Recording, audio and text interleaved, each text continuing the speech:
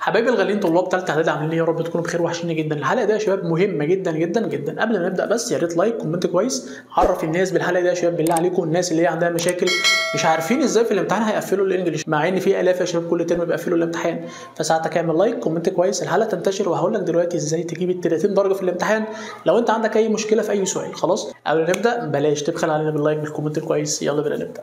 اول سؤال في الامتحان عشان ما اطولش عليك اللي هو بتاع المحادثه. المحادثه دي يا شباب عليها 5 درجات في الامتحان. حرام عليك حرام عليك تضيع منك ال5 درجات. طب مستر انا عندي الى الان مشكله في المحادثه مش عارف احلها، واتفرجت على الحلقه والله اللي انت هتقول لي هتظهر فوق دلوقتي بتاعت المحادثه يا شباب اللي انا عملتها الجديده دي. في حلقه برضه لو انت مش عارفها بتاعت المحادثه روح اتفرج عليها. لو انت برضه اتفرجت عليها وبرضه مش جايه معاك لانك مش بتتدرب اصلا او مفيش حد بيدربك على حل المحادثات، عملت لك حلقه جامده جدا جدا جدا في حل المحادثات. روح اتفرج عليها تلاقيها ظاهره هنا حوالي 10 محادثات وانا بشرح بقول لك كل حاجه. روح اتفرج برضه على الحلقه دي لسه عاملها جديد تقريبا من اسبوع ولا حاجه، فروح اتفرج على الحلقه دي. يبقى احنا دلوقتي موضوع المحادثه في حلقتين اتنين. الحلقه بتاعت الشرح بتاعت الاجابات اللي انت اي حد ميت في الدنيا يعرف يفهم كل حاجه في المحادثه دي، لان من النوادر انك ساعتك لو اتفرجت على الحلقه دي وما فهمتش المحادثه لا يبقى العيب عندك انت الصراحه.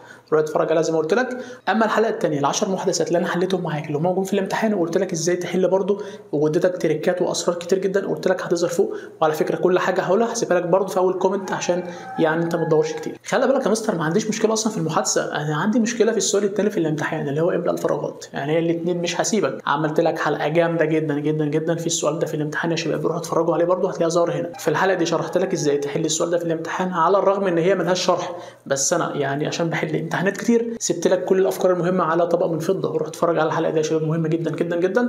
وخلي بالك من حاجه، حليت برضه معاك 7 نماذج معظمهم جه في الامتحان. يبقى احنا كده معانا 5 درجات محادثه، 4 درجات املاء فراغات، ان شاء الله مضمونين مليون المية. بس اسمع مني واتفرج على الكلام ده، بس انت مش هتاخد ال9 درجات دول الا لو ذاكرت وكتبت ورا الحاجات دي كلها. ما تنامش على السرير وتتفرج على الحاجات دي كلها، لا بكلمك بكل امانه، لا اتفرج واكتب معايا الافكار دي كلها، ما تنامش وتتفرج على الحاجات دي كلها. خلاص يبقى كده 5 درجات ان شاء الله باذن الله محادثه، 4 درجات املاء فراغات. طب السؤال اللي بعد كده يا مستر قطه الفهم، يعني الاثنين السؤال قطه الفهم عملت لك حلقه السنه اللي فاتت وعلى فكره نفس الحاجات بالظبط مفيش اي مشكله، هسيبها لك دلوقتي فوق وبرضه هسيبها لك في اول كومنت. الحلقه دي بتاعت قطه الفهم هتعلمك ازاي تحل اي قطعه فهم في الدنيا، وعلى فكره طبقت معاك برضه في الحلقه دي. يبقى احنا كده خلصنا اول 3 اسئله.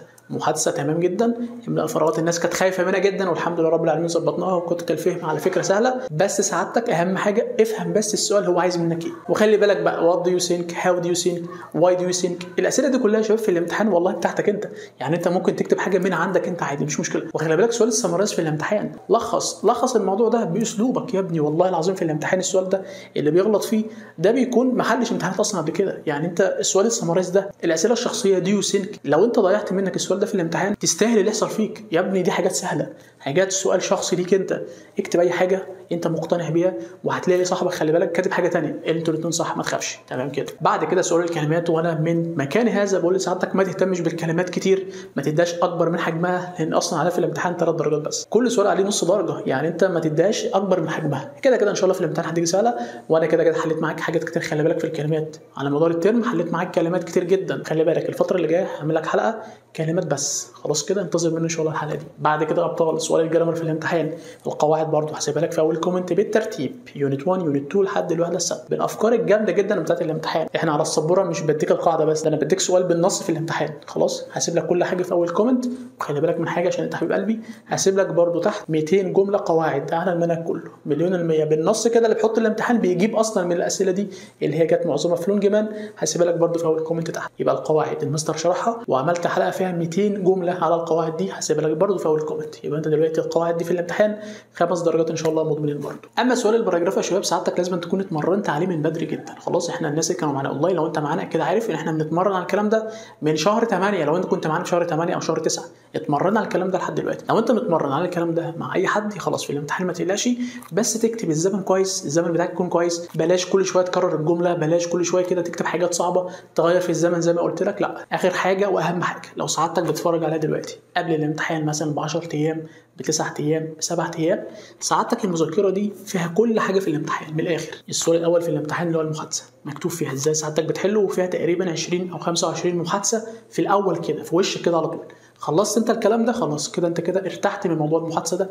خش على اللي بعده اللي هو املاء الفراغات، مشروحه ازاي سعادتك بتحلها، وفيها برده نماذج تحلها برده. خلاص برده كده قطعه الفهم مشروحه ازاي تحلها، وفيها النماذج يا شباب اللي جت في الامتحان قبل كده والمتوقعه باذن الله في الامتحان. بعد كده الكلمات لوحدها يا مستر خلي بالك، وعليها امتحانات. بعد كده القواعد مشروحه لوحدها وعليها اسئله كوريكت كتير. بعد كده الباراجراف ازاي سعادتك بتكتبه ومترجم يا شباب كل حاجه بالعربي. يعني مثلا الباراجراف بتاع شوبينج اونلاين مكتوب في ريحه الترجمه بتاعته بالعربي، عشان وانت بتقرا في كلمه مش عارفها بص هنا الناحيه الثانيه هتلاقي الترجمه بتاعته. خلاص على فكره دلوقتي هسيب لك اعلان عن المذكره دي عشان لو احتجتها ان شاء الله، وبعدين ارجع معاك اختم الحلقه. معلش قطعت عليك الحلقه، بس كنت لازم اتكلم في دقيقتين 2 بالظبط على المذكره النهائيه اللي هي بفضل الله رب العالمين هتنقذ ناس كتير جدا. اي حد عنده مشكله في المحادثه، املاء الفراغات، قطعه الفهم، الجرامر، الاختيارات، الباراجراف، يركز معايا في دقيقتين 2 بس. لو انت ما عندكش مشاكل في اي سؤال من ده قدم شويه عادي، هات لي وانا بكمل الفيديو بقى. خلاص ايا كان الحلقه انت بتتفرج عليها قدم شويه، ما تسمعش مني دقيقتين دول. بصوا يا شباب، عشان في طلاب كتير جدا كلمتنا قبل كده على مذكره الشرح اللي فيها امتحانات صعبه جدا. مستر احنا خلصنا المذكره دي، محتاجين مذكره مراجعه نهائيه